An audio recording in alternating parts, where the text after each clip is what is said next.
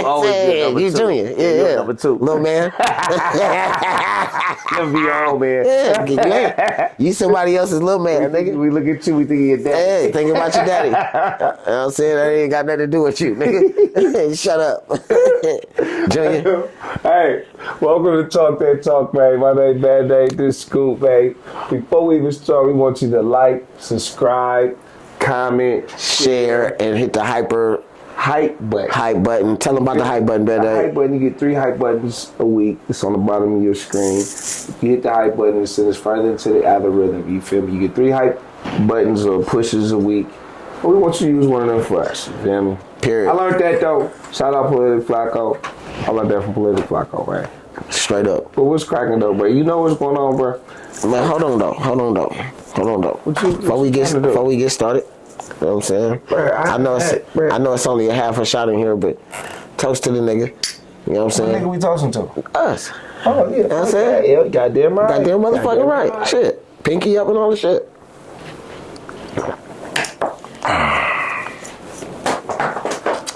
Shout out Beth, bro, with the dominoes. Shout out Beth with the dominoes and shit. Drink placements. A few things. But look, though. So I wake up this morning, and it was breaking news. I see that we was invading Iran, or we was attacking Iran.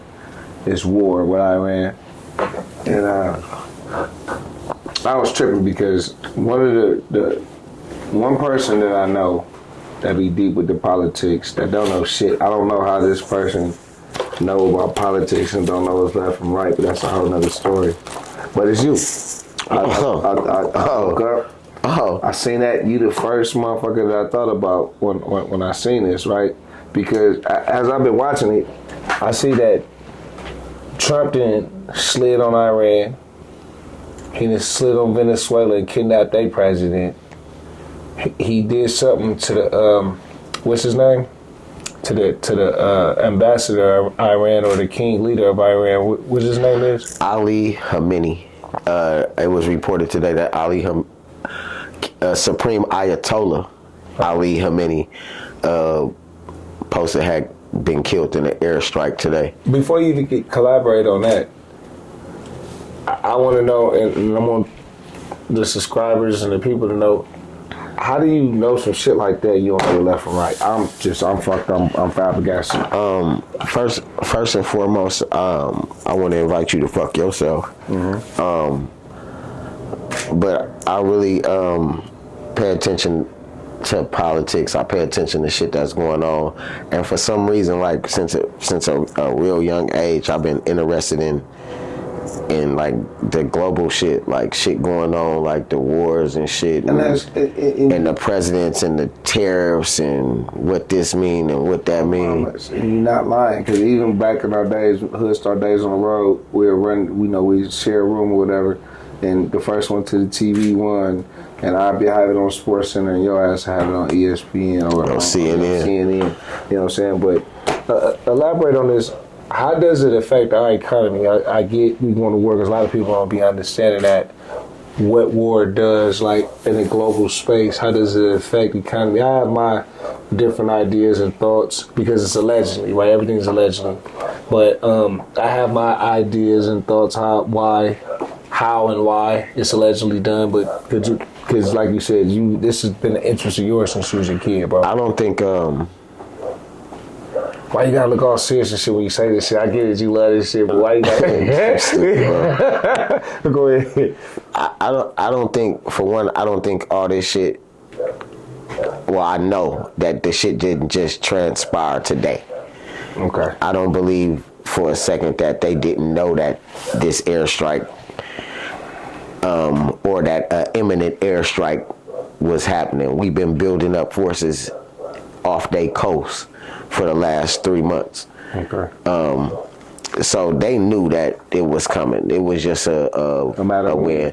And that's the one thing about war that's kind of crazy, because even when they do shit to us and shit, it's like motherfuckers let you know, like, bro, I'm finna strike that shit at about 8:45, and we finna smack that shit. So you saying the United States allegedly, in your opinion, let them know that they finna ready to come tear their shit up? They knew. They knew. It wasn't a secret, and they've been really trying to avoid the situation, but trying to still save face. And what anybody do, the thing, what people got to understand is with the United States military is this is the most mightiest, the most greatest military on the face of the earth. We are a country that print our own money. Like it's not about having to go dig no gold out of the side of the mountain or no shit like that. We print money. So what about, some people might argue that China and Russia might have something to say about that. It don't matter. We got it. Russia don't got no military base. Even if they fuck with Cuba, and Cuba is like rocks thrown across Florida, they ain't got no bases everywhere in the world. Like we got a military base in every corner of the world. Like when people say, "Oh, we going to war," so it may be we got to brace ourselves and shit like that. It ain't nobody on that with us. Right. Only way we going that when people threaten the United States, they not threatening the land of the United States. They threatening assets.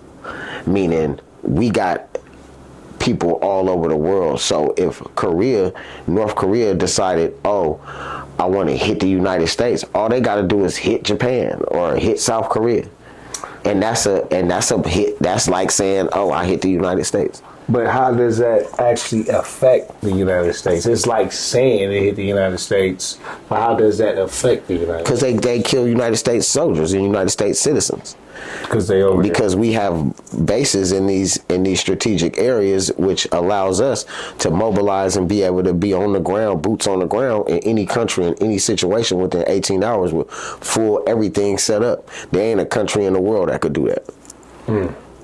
You know what I mean? It ain't a country on the planet Earth that can do that but us. It would be the only way and not saying that this ain't really a scary aspect of war, but the only way that a motherfucker could possibly like fuck with us is if they send one of them nukes over here. But you gotta understand, by the time that a motherfucker hit they button and send a nuke, we can hit ours. We gonna hit them with 6 or 7 of them before the nuke even hit the United States. So that's when it be worldwide. And then you gotta get it over here.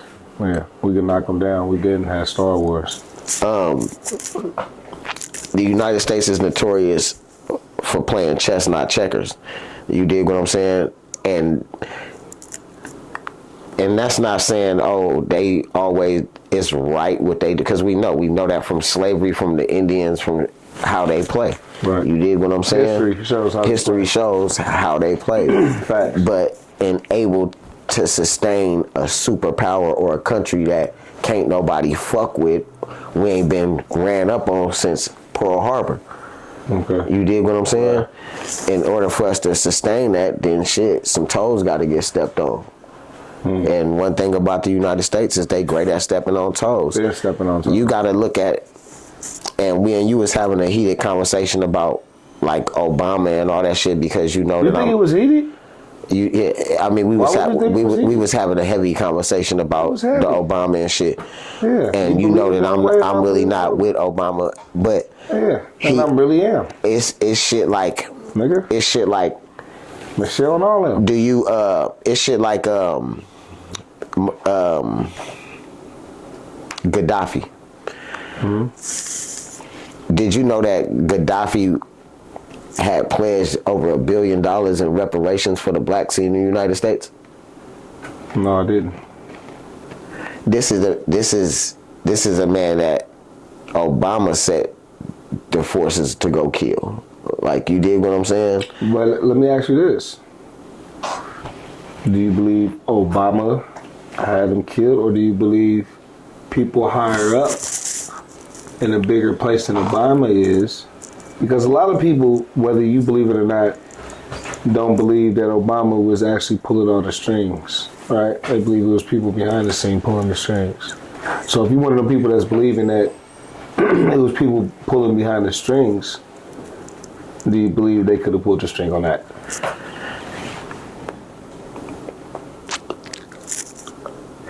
I believe that the quarterback take the heat for the win. The quarterback take the heat for the loss. There it is. Obama is the quarterback. There it is. You take the heat for the win. You take the heat for the loss. Can't argue that. This happened on his watch.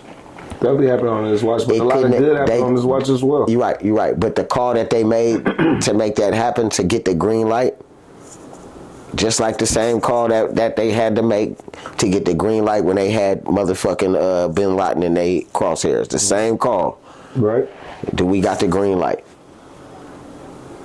Yeah, he gonna get a green light, but he's not the one that's giving the order to go do it.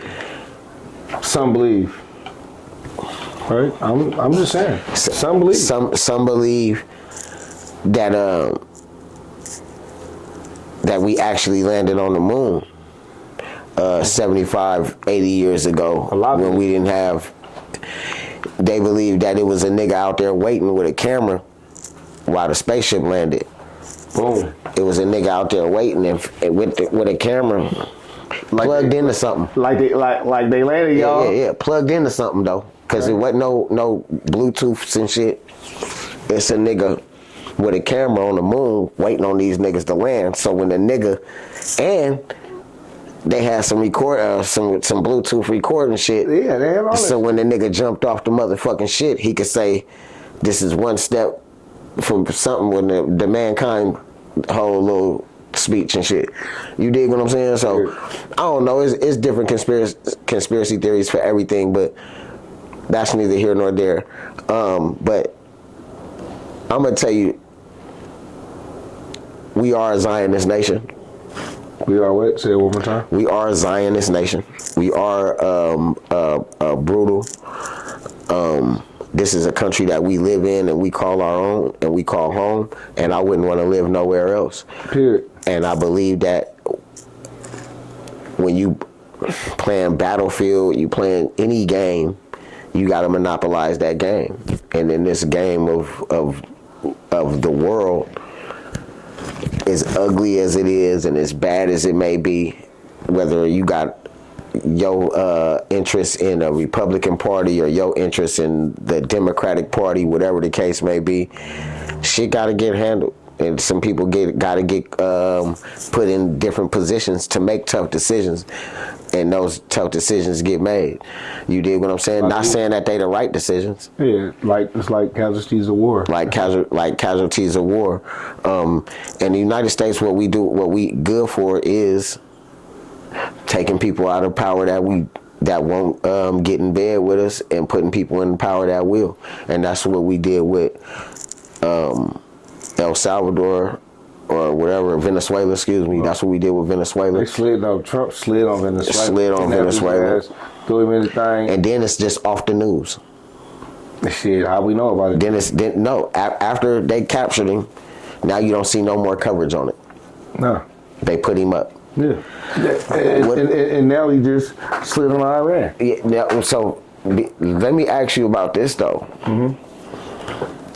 What you think about this shit in Mexico with El Mencho? Oh, that's heavy. That's heavy. One thing about the Mexicans, and shout out to the Mexican brothers, but one thing I gotta say is they ride for each other. Oh, they tear. They ain't nobody got no free El Mencho shirts or R.I.P. El Mencho shirts. Demos. They just putting out demos. Ain't no R.I.P. shirts. Ain't no big posts. You know what I mean? Demonstrations. It's nigga. It's demos. It's demos. They in the airport. Everywhere. They in the street. They said they in different countries in Mexico, in different states, in Mexico, rocking.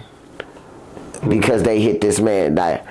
They killed Oscar Grant.